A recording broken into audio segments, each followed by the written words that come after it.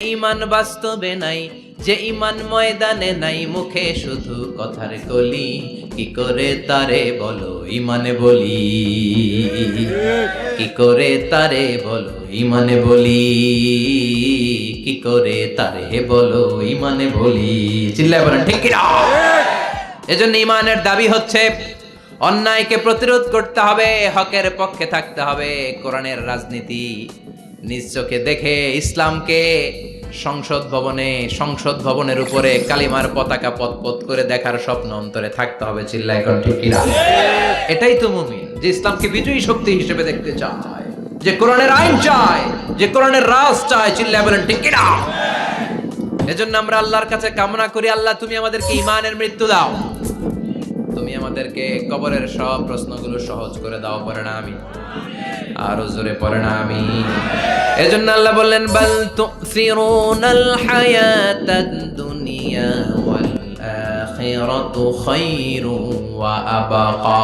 ও আমার গোলাম, দুনিয়ার এই জীবনটাকে তোমরা আসল জীবন মনে করো, এই জীবন কিন্তু আসল জীবন না। আসল জীবন হলো আখিরাতের জীবন। ঠিক কি না? এইজন্য মৃত্যু থেকে যতই পালাও, পালিয়ে বেঁচে থাকতে পারবা না। পারা যাবে? চিল্লায় বলেন। কোন নবীরা পারছে? আদম আলাইহিস সালাম মৃত্যু থেকে বেঁচে গেছে না? মরছে? কথা বলেন না। উনি পৃথিবীর একমাত্র মানুষ যিনি জানতেন যে উনি কতদিন বাঁচবেন। সুবহানাল্লাহ পড়েন। উনি জানতেন উনি কতদিন বাঁচবেন। কেন আল্লাহ জানালেন? এর কারণ মৃত্যু কি এটা উনি জানেই না, কেমনে মরে দেখেই নাই, কষ্ট কি জানে না। আমরা আমাদের দাদাকে মরতে দেখেছি, বাবাকে মরতে দেখেছি, মামাকে মরতে দেখেছি, মরণের কত কষ্ট আমরা দেখি। এজন্য ভয় আছে না নাই? আদম আলাইহিস সালামের দাদা আছে নাকি? বাবা, মামা, খালু, শালা আছে নাই? এজন্য মৃত্যু যে কেমন এটা উনি জানতেন না। এজন্য আল্লাহ জানিয়ে দিলেন, আদম পৃথিবীতে তুমি 1000 বছর বাঁচবে। আলফু সানা। লাম্মা খালাকাল্লাহু আদামা ওয়া কানা তুলুহু 60 যিরাআন। বুখারীর বর্ণনা, সাইয়েদনা আদম আলাইহিস সালামকে বানানোর পরে আল্লাহ 60 হাত লম্বা বানালেন। কয় হাত? জোরে বলেন, আরো জোরে। 60 হাত লম্বা। এরপরে ওনার ঔরসে পৃথিবীতে যত নারী আসবে, পুরুষ আসবে, রূহের জগতে সবগুলো রূহকে বসিয়ে দিলেন বৈঠকে। সুবহানাল্লাহ। বিশাল কনফারেন্স রুম। আমরাও ছিলাম না? আমাদের রূহটাও ছিল। সাইয়েদনা আদম বললেন, আল্লাহ এরা কারা? আল্লাহ বললেন, আদম এগুলো সব তোমার সন্তান। সাইয়েদনা আদম অবাক দৃষ্টিতে, অপলক নয়নে নিজের সন্তানদের রূহগুলো দেখতেছিলেন। দেখতে দেখতে হঠাৎ একটা রূহকে ভালো লেগে গেল। বললেন, আল্লাহ এটা কার রূহ? আল্লাহ বললেন, এটা দাউদ আলাইহিস সালামের রূহ। পড়েন সুবহানাল্লাহ। আল্লাহ এটাকে দেখতে বড় ভালো লাগে। কার রূহ? এটা তোমার ছেলে নবী হবে, নবী দাউদের রূহ। কাম উমরু, আল্লাহ দুনিয়াতে সে কয়দিন বাঁচবে? আল্লাহ বললেন, 40 সানা, 40 বছর। কয় বছর? সবাই বলেন কয় বছর? 40 বছর। সাইয়েদনা আদম বললেন, মাবুদ আমার এত সুন্দর কলিজার টুকরা সন্তান দাউদ আলাইহিস সালামকে দুনিয়াতে মাত্র 40 বছর আপনি কেন দিলেন? আল্লাহ প্রথম মানুষ এবং নবী হিসেবে আপনার কাছে ফরিয়াদ করি, আমার ছেলে দাউদের বয়স বাড়ায়া দেন।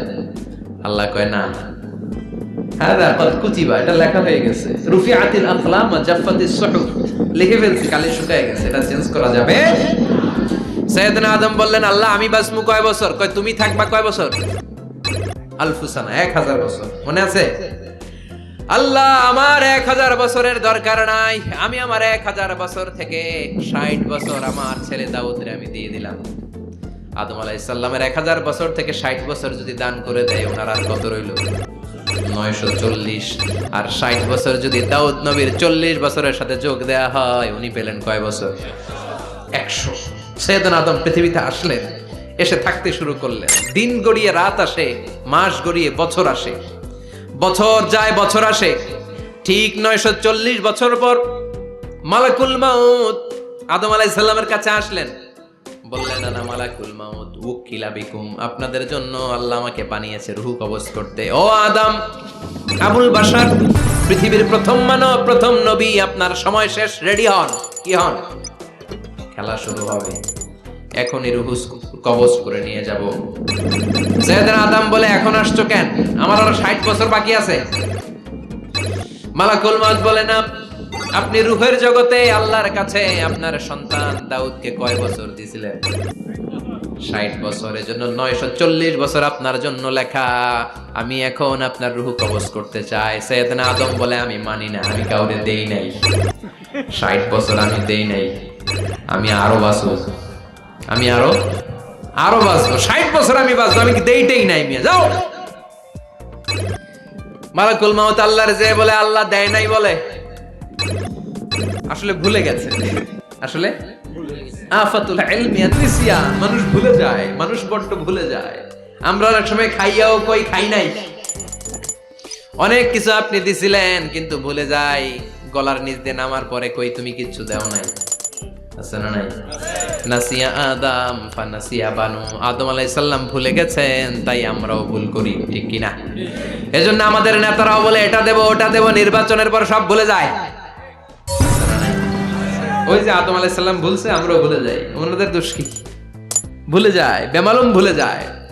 আল্লাহ বললেন মালাকুল মউত আর জোরাজুরি করো না।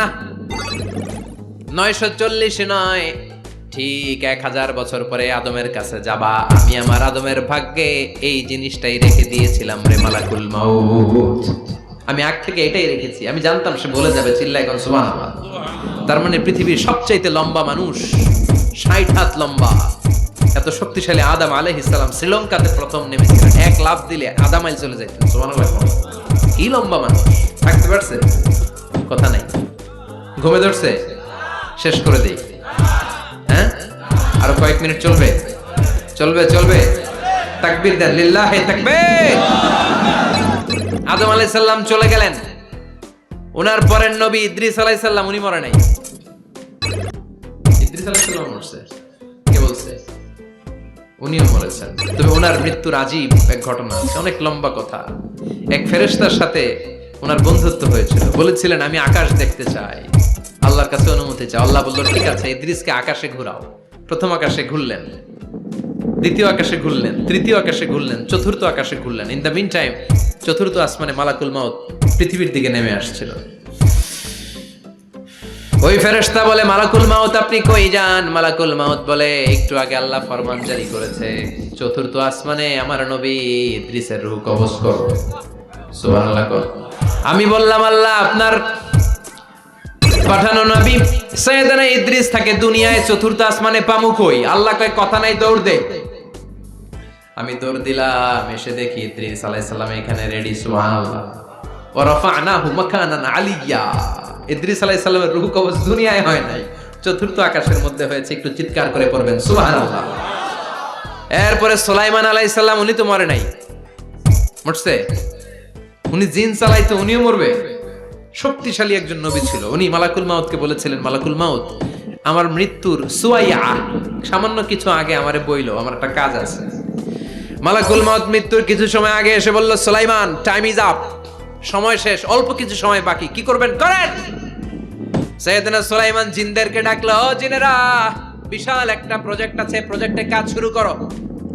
আর কিছু জিনকে বলল চারদিকে গ্লাস ফিটিং করা একটা রুম বানাও। সাইয়েদনা সুলাইমান আলাইহিস সালাম গ্লাস ফিটিং করা রুমের ভেতরে ঢুকলেন। এই রুমে ঢোকার দরজা নাই, হাতে একটা লাঠি নিলেন। কি নিলেন? লাঠির মধ্যে ভর করে দাঁড়িয়ে রইলেন আর জিনদের দিকে তাকিয়ে রইলেন। জিনেরা এত বদমাশ ছিল, সাইয়েদনা সুলাইমান দাঁড়িয়ে না থাকলে কাজ করতো না। ছিল ফাঁকিবাজ। কি ছিল? দাঁড়ায় না থাকলে আজও লোকজন কাজ করতে চায় না, ঠিক কি না? মালিক দাঁড়ায় থাকলে ঠিকই কাজ হয়ে যায়। সুলাইমান আলাইহিস সালাম লাঠির মধ্যে ভর দিয়ে দাঁড়িয়ে রইলেন আর বললেন কাজ করো। জিনেরাও কাজ শুরু করলো। ওদিকে মালাকুল মউত এসে বলে, ও সুলাইমান সময় তো শেষ। সুলাইমান বলে সমস্যা নাই, রূহ কবজ করে। উনি লাঠির মধ্যে ভর দিয়ে দাঁড়িয়ে রইলেন। গ্লাস ফিটিং করা রুমের ভিতরে কোরআন সাক্ষী। মালাকুল মউত ওইভাবে লাঠিতে ভর দেওয়া অবস্থায়, দাঁড়ানো অবস্থায় সাইয়েদনা সুলাইমান আলাইহিস সালামের রূহ কবজ করে নিলেন। উনি এমন ভাবে দাঁড়িয়েছেন, রূহ চলে গেল, লাশ হয়ে দাঁড়িয়ে রইলেন। লাঠির মধ্যে দাঁড়িয়ে আছেন, জমিনের মধ্যে লুটিয়ে পড়ে নাই। সুবহানাল্লাহ। জিনগুলো দূর থেকে ভাবলো বস তো দাঁড়ায় আছে। কে দাঁড়ায় আছে? জিনেরা মনে করছে বস দাঁড়ায় আছে, কাজ করতেই হবে। করতে করতে পুরা প্রজেক্টের কাজ শেষ। ইন দ্য মিন টাইম ঝিঝি পোকা, উই পোকা, যেই